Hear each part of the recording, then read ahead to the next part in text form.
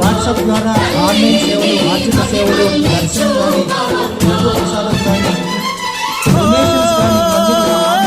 సృష్టికే దీపమా, శక్తికే మూలమా, సింహరథమే నీదమ్మా అమ్మ దుర్గమ్మ, భక్తులను దీవించుమా.